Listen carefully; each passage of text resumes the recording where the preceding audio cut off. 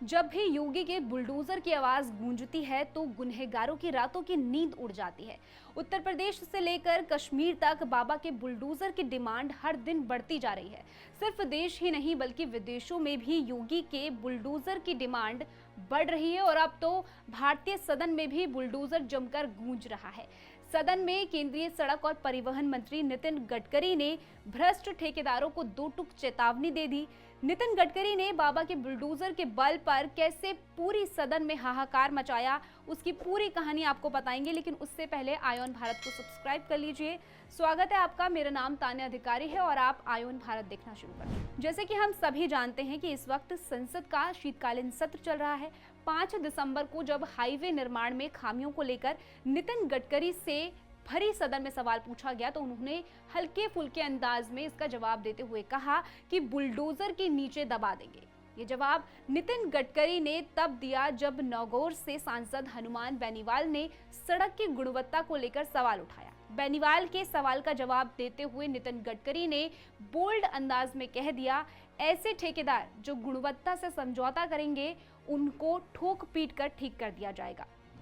संसद में आरएमएल सांसद हनुमान बेनीवाल ने दिल्ली मुंबई एक्सप्रेस वे की खामियों को लेकर भी सवाल उठाया। बेनीवाल ने कहा कि एक्सप्रेस वे पर 150 से ज्यादा लोगों की जान जा चुकी है, जिसका कारण उन्होंने उन ठेकेदारों को बताया जो निर्माण में समझौता करते हैं।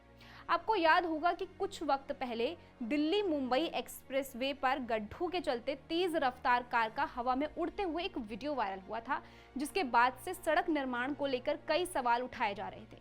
संसद में नितिन गडकरी ने खुले शब्दों में कह दिया कि वो निर्माण कार्यों में भ्रष्टाचार बिल्कुल भी बर्दाश्त नहीं करेंगे। उन्होंने साफ तौर पे कहा कि ऐसे भ्रष्ट ठेकेदारों को वो बुलडोजर के नीचे फेंक देंगे।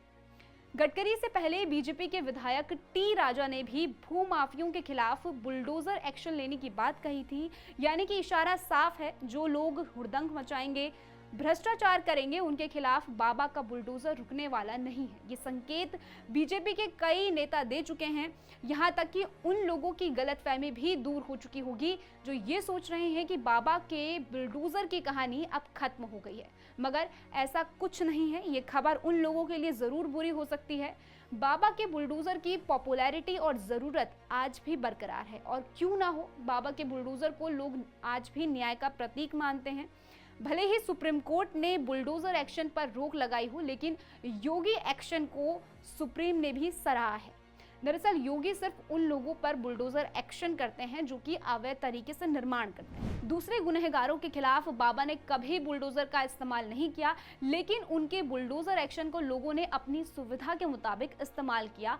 किसी ने दंगाई के घर पर बुलडोजर चलाने को सही ठहराया, तो किसी ने छोटे मोटे गुनहगारों के लिए भी बुलडोजर एक्शन की मांग कर दी। लेकिन अब जब गडकरी साहब ने भ्रष्ट ठेकेदारों और अधिकारियों को बुलडोजर के नीचे दबाने की बात कही है, तो इससे साफ इशारा मिलता है कि सड़क हादसों में मरने वालों की जान का पूरा हिसाब सरकार अब इन्हीं भ्रष्टाचारियों से लेगी, और हिसाब लेने से पहले उनके दिल में बुलडोजर का डर बैठाना जरूरी है।